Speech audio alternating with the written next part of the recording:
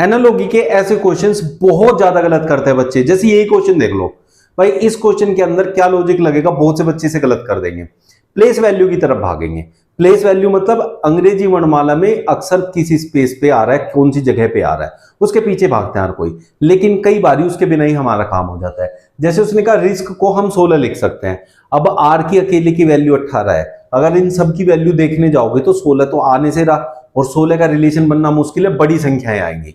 तो ऐसे जो भी क्वेश्चन होंगे उसे करने के लिए बेटा आप लोगों को कहां जाना है पता है, कितने अल्फाबेट है उसकी तरफ भागना है। यहां देखो कितने अल्फाबेट है आपके पास, 1 2 3 4, और 4 का 16 से डायरेक्ट रिलेशन होता है, 4 का वर्ग 16 होता है। लेकिन 4 का 4 गुना भी 16 ही होता है, ये भी याद रखना। अरे दोनों सेम ही तो बात है, नहीं अभी समझाता हूं क्यों सेम बात नहीं है। इसकी तरफ गए तो अब इधर भी यही लॉजिक लगाएंगे, 1 2 3 4 5 6। अब 6 है तो 6 का या तो वर्ग होगा या तो 6 का 4 गुना होगा। आगे समझ क्या डिफरेंस है, यहां 4 गुना और स्क्वायर, 6 का स्क्वायर करूं तो 36, 6 का 4 गुना होता है 24। अब इनमें से जो ऑप्शन में मौजूद होगा वो वाला कॉन्सेप्ट लगाए, क्योंकि दोनों ही सही है, हम इन्हें गलत नहीं कह सकते। तो कौन सा ऑप्शन में मौजूद है, 24, तो ऑप्शन सी हमारा करेक्ट आंसर हो जाएगा। असंगत विकल्प का चयन करें। आपको ये देखना है कि इनमें से अलग कौन है, 3 एक जैसे होंगे, एक अलग होगा, तो बहुत ज्यादा बच्चे से गलत करेंगे। समझो कैसे, जब भी आपके पास ऐसे क्वेश्चन होते हैं तो अंग्रेजी वर्णमाला में कौन कितने नंबर पे आता है उसका बड़ा रोल होता है। तो जैसे एल हमारा 12 पे होता है, क्यू हमारा बच्चों 17 पे होता है, और यू हमारा 21 पे होता है। ऐसे लिख लिया। ओ हमारा कितने पे होता है बच्चों, 15, टी 20, वाई 25, ऐसे लिख दिया आपने। एफ के पी, एफ कितने पे होता है 6, के कितने पे होता है 11, और पी कितने पे होता है 16। अब आर कितने पे होता है 18, एम कितने पे होता है बच्चों 13, और एच होता है हमारा 8 पे। अब सब बच्चे जो भी इस क्वेश्चन को अटेम्प्ट करेंगे, मैक्सिमम बच्चे यहां देखेंगे 12 5 17, 15 5 20, 6 5 11, 18 में से माइनस होके 13 आ रहा है, जबकि सब में 5 5 ऐड होके आ रहा है। तो तीसरा यहां अलग है, बाकी 3 एक जैसे है। बिल्कुल गलत। सही कैसे होगा समझाता हूं, देखो यहां। अब बात को समझते हैं। यहां 5 ऐड करके आया, मान लिया हमने, यहां भी 5 ऐड करके आया, ये भी मान लिया हमने, यहां 5 ऐड करके आया, ये भी, ये तीनों एक जैसे तुम लोगों को लग रहे हैं।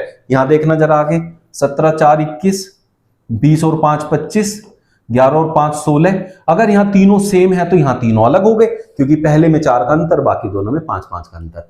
खा गए ना 2 का। अब इसे सही कैसे करते हैं वो समझाता हूं। यहां देखो बच्चों, जो बीच वाली संख्या है, ये देखना 12 और 21 जोड़ के कितना आता है, 12 और 21 जोड़ के आता है 33। इसे यहां लिख लिया मैंने, ठीक है बच्चों। अब यहां देखो 15 25 को जोड़ के कितना आता है 40, 6 और 6 16 को जोड़ के कितना आता है 22, 18 और 8 को छोड़ के कितना आता है 26, 26 का आधा 13 होता है, 22 का आधा 11 होता है, 40 का आधा 20 होता है, जबकि 33 का आधा 17 नहीं होता है। ये तीनों इस कॉन्सेप्ट को फॉलो कर रहे हैं कि नहीं कर रहे हैं, तीनों बिल्कुल एक जैसे हो गए ना एक कॉन्सेप्ट पे।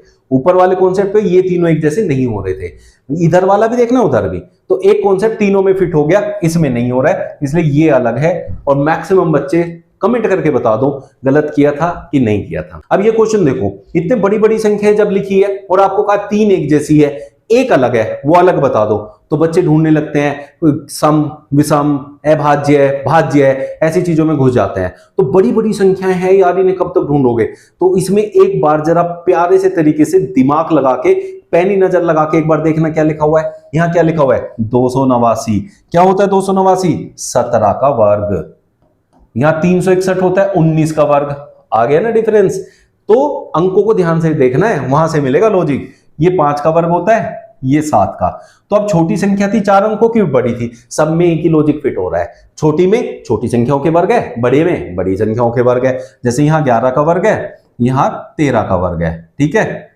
यहां 8 का वर्ग है तो यहां 9 का वर्ग है। अब अंतर कैसे पता करेंगे कि 3 एक जैसे कौन है। देखो 17 2 19, 5 और 2 7, 11 और 2 13, 8 और 9 में तो सिर्फ एक का ही अंतर हुआ ना, तो इसलिए ऑप्शन डी मेरा करेक्ट आंसर होगा। ये है असंगत इन सब में। देखो यहां दूसरे नंबर पे u है और यहां a है, इनके u और a की प्लेस चेंज नहीं हुई है, जबकि u से पहले और बाद वाले की प्लेस चेंज हो गई, इससे a से पहले और बाद वाले की प्लेस चेंज हो गई। जब ऐसे टाइप से कॉन्सेप्ट बनता है तो उसे कहते हैं क्रॉसिंग मेथड। क्रॉसिंग मेथड में जैसे MUMBAI और यहां है NUNRAY, ठीक है बच्चों। अब आप देखो U को एज इट इज रखा उसने, U को एज इट इज रख के आगे क्या किया है, M का उल्टा यहां लिख दिया, इस M का उल्टा यहां लिख दिया, B का उल्टा यहां लिख दिया, I का उल्टा यहां लिख दिया, बाकी को सेम रखा, इसे कहते हैं क्रॉसिंग मेथड, क्रॉस कर दिया। तो इसी प्रकार से जो पूछे उसका आंसर निकाल दो।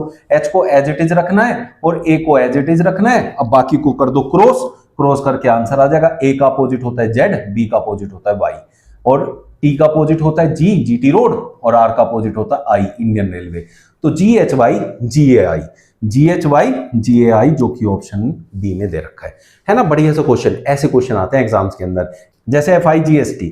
अब यहां से फाइट से मुझे 250 बनाना है, फाइट के जितने भी अल्फाबेट लिखे हैं उनकी प्लेस वैल्यू को आपको याद होना चाहिए, उनसे आपके इसमें ज्यादातर आंसर आते हैं। जैसे F हमारा 6 नंबर होता है, I हमारा 9 नंबर, G हमारा 7, H 8 और T 20। इन सबको जोड़ो, देखो 50 आ रहा है। अब 50 से 250 बनाना है, उसने कहा कोड 250 है, हमारा टोटल आया 50। तो 50 से 250 बनाने का दो ही तरीके हैं, या तो 200 जोड़ दो या उसकी गुणा कर दो। जब भी बड़ी संख्या बन जाए ना तो गुणा से करना, जोड़ना नहीं है।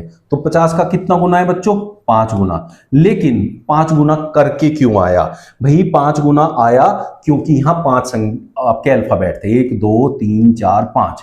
तो जितने अल्फाबेट होते हैं पहले ये देखना उतना गुना तो नहीं है आंसर। अगर अल्फाबेट के जैसे नहीं होगा, यहां 5 है यहां 5, गुना नहीं हुआ, कुछ और हुआ, वो होगा रैंडमली। अगर मान लिया 6 होता, 6 गुना होता, फिर अगले में हम 6 गुना ही कर देते क्योंकि इससे संबंधित नहीं है। लेकिन इसमें 5 अल्फाबेट है, 5 से गुना हुआ है, तो अल्फाबेट का यूज करना है। तो इसमें कितने हैं, देखो जिसको फाइंड करना है, 1 2 3 4 5 6, इसका मतलब अगले वाले में 6 की गुणा करनी है उनकी प्लेस वैल्यू का टोटल करके। समझ आ गया लॉजिक। देखते हैं एल कितने नंबर पे होता है, 12, E 5 A 1 पे, 6 हो गए दोनों, D 4 E 5 9, ये हो गया, R होता है 18 पे बच्चों। 8 9 17 6, 23 और 2 25, और 2 3 4 45। अब मुझे 45 का 6 गुणा करते ही आंसर मिल जाएगा। देखो 6 5 30, 6 चौक 24 और 3 27 आ गया ना। ऑप्शन ए मेरा करेक्ट आंसर हो गया। ऐसे बढ़िया तरीके से रीजनिंग लगानी है, एग्जाम में पूरे नंबर लाने हैं, तो भाई फॉलो कर लो, लाइक कर देना अगर वीडियो बढ़िया लगी है, और शेयर कर दोगे तो मजा आ जाएगा, है ना। मिलता है कल फिर नए ट्रिक्स एंड क्वेश्चंस के साथ। Thank you.